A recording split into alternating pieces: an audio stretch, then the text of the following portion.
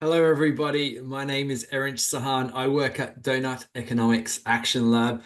I wish I were with you today, designing for people and planet, working with the Design Council. It sounds right up our street. It's exactly what we are passionate about, redesigning our economy and bringing the approaches of design, the excitement, the energy, the possibilities of redesign to the world of economics and to the world of business. Now, I'm going to spend the next 15 minutes or so talking through what that might entail when we start to take that approach with the world of business, so that we don't just focus on redesigning products or redesigning buildings or even redesigning processes, but redesigning the very nature of business itself, its structures, its element of design at its core. So I'm going to talk you through that. We're going to get there over the next 14 minutes or so as I go through the ideas and concepts that are stemming from Doughnut Economics. But let me begin by firstly introducing what we mean by the donut. Many of you might have seen this already, but we call it a compass for human prosperity because it has within it two critical boundaries. The first are the planetary boundaries, that ecological ceiling that Earth system scientists have told us we cannot transgress. We must not overshoot these 9 planetary boundaries. At the same time, we cannot fall short on life's essentials for the billions of us that live on this planet. We must have an economy that gives us enough income and work, energy and food, housing, and everything else that we need. Now, these come from the social sustainable development goals that the world's governments have agreed. And between these two boundaries, the ecological ceiling and the social foundation, lays that safe and just space for humanity, which is where we and life itself can thrive together. If we look at ourselves and we take that collective selfie that this image represents, the picture doesn't look good.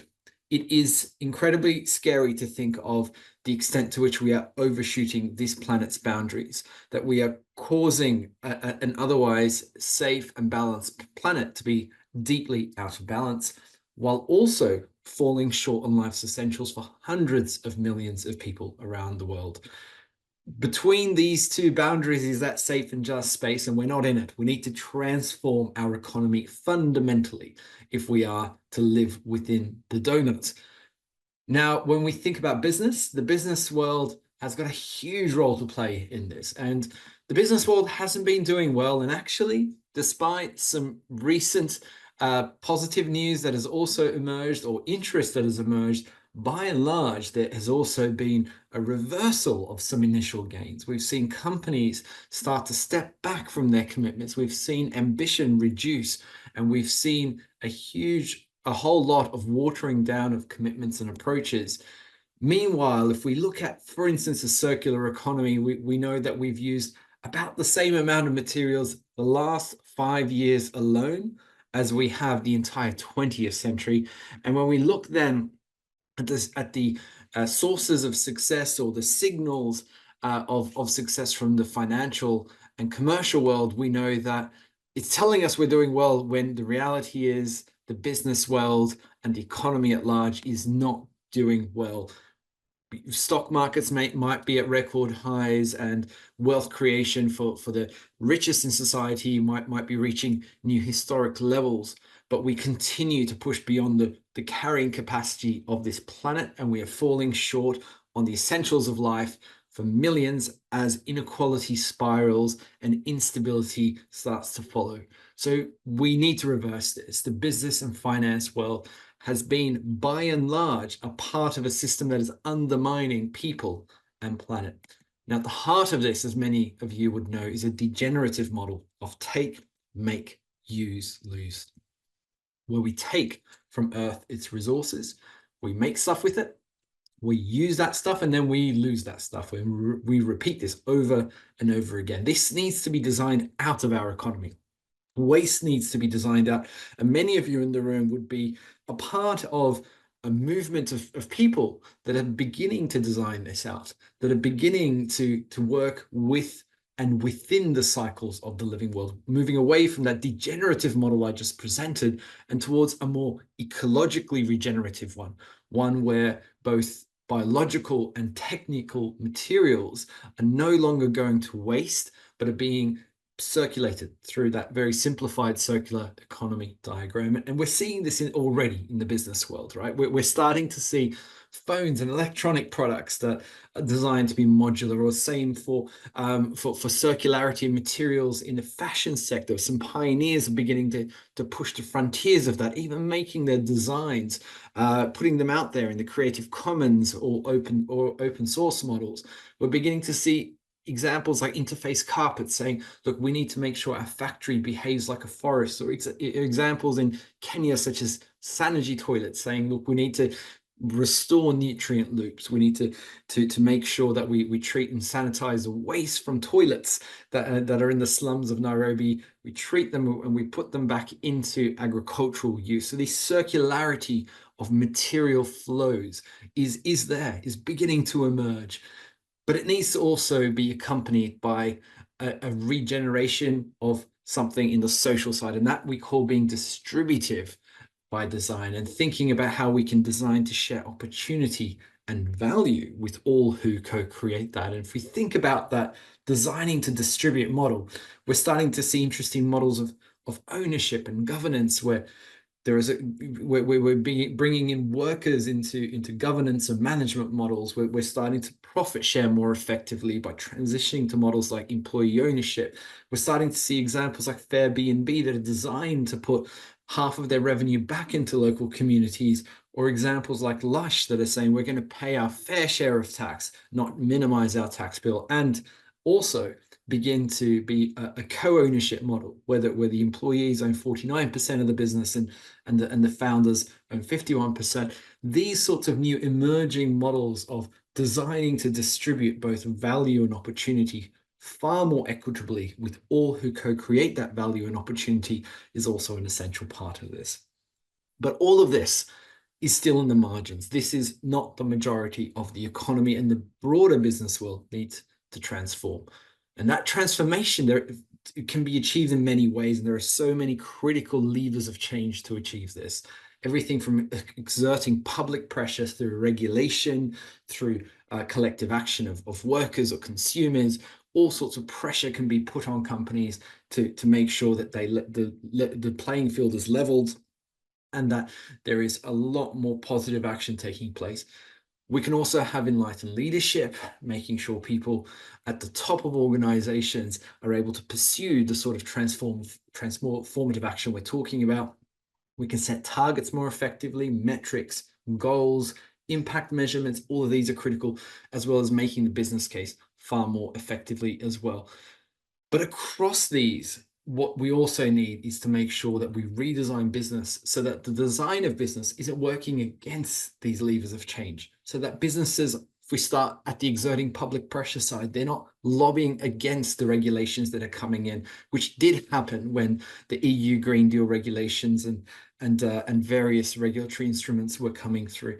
All that enlightened leaders aren't held back by the design of companies, by short-term pressures from share markets, which did happen with some renowned CEOs across the world who were pushed aside and their ambitions were limited, or examples where we've seen companies set targets and metrics like through the Science-Based Targets Initiative, but that hasn't followed through with the kind of transformation in business model, transformation in operations that are needed to meet those ambitions, meet those commitments. And making the business case needs to be far broader than the narrow financial short-term case, which is currently the status quo. Across all these, if we want to reinforce these and drive further ambition, Doughnut Economics focuses on transforming the deep design of business. So what do we mean by the deep design of business? Well, we use a model that was created by the author and thought leader Marjorie Kelly, who says if we want to understand the way a business is designed, the core, its DNA, we need to ask about its purpose. Why does it exist? What are its products, services, and does the world need these, and how does the world need these? Secondly, to ask about its networks of relationships with all kinds of stakeholders, from workers and suppliers to communities and other industry peers and governments and beyond. Third is to ask about its governance model. How is it structured to prioritize decisions, to prioritize the interests of different stakeholders? Fourth is the ownership model, and how does the ownership enable or hold it back from pursuing that sort of transformative action? And fifth and last is the finance behind the business. What does it demand? What are the parameters it sets on the business? And how can it be redesigned to unlock the sort of action that's needed?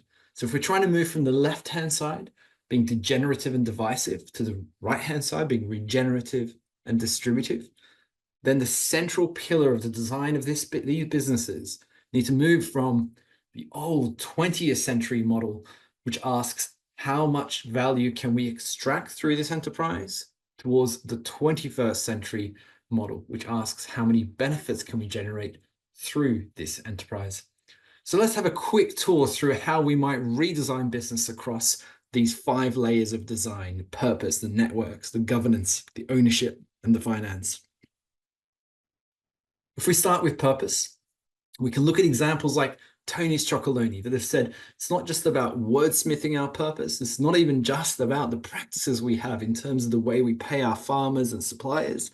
It's also about designing ourselves so that 100% slave-free becomes the norm in chocolate. And that's locked in through our mission. That's locked in through our guardianship model of shares, where a group of guardian shareholders have got very specific duties and responsibilities and powers to make sure that Tony's Chocolonely never moves away from its purpose. It's designed into the shareholder agreements that underpin it. Secondly, networks. If we look at the relationships with different kinds of stakeholders, we need to move away from those extractive relationships and towards collaborative partnerships. Example like El Puente comes to mind, which is one of the first in the world to be using a new verification system called People and Planet First. And El Puente is also a fair trade enterprise. And what they do is that their board is representing a whole host of different stakeholders that are impacted, including their suppliers, their long-term supplier partners. Have got representatives there to make sure that their interests are heard and that they're able to really shape the future of the business. Fourth is governance, and let's rethink that the centerpiece of governance. Is it in service to finance, or is it service to purpose? And here we can take inspiration from examples like Faith in Nature that are saying, hey, we're the first company in the world to give nature a voice and a vote, but we don't want to be the last.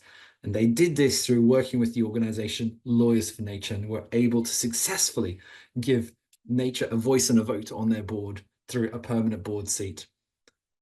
Fourth is ownership, and we're beginning to see some really interesting innovations in the way ownership is designed in terms of who is represented, what are their rights, what are their ability to claim profits.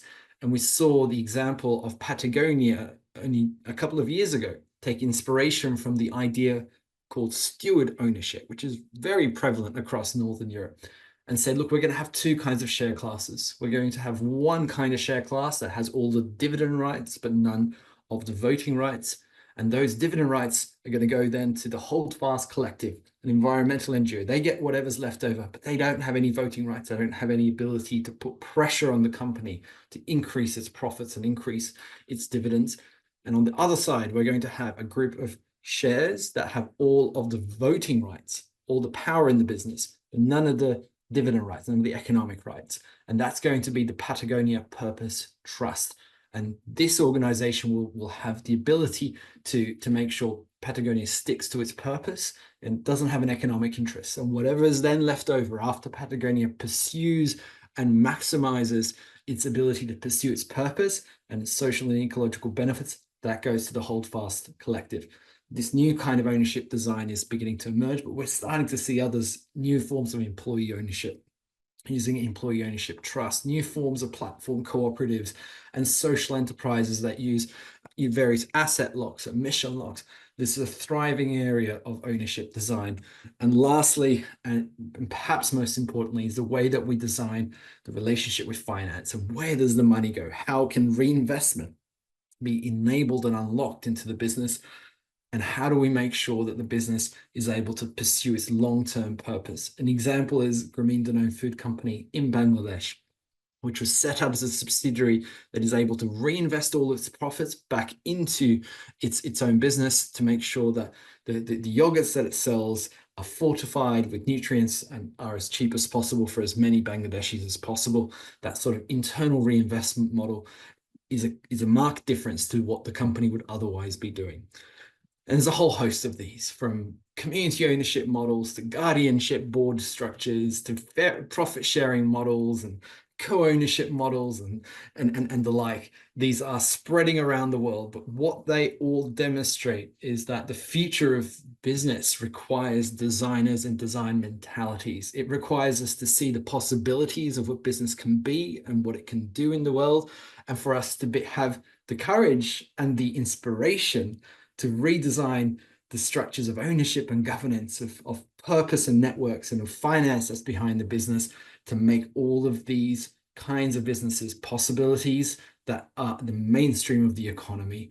We've created a tool called Doughnut Design for Business, and that tool helps guide businesses through this. It's published through a Creative Commons license, so it's there for people to use, and it essentially asks us the key questions that I want you to walk away with.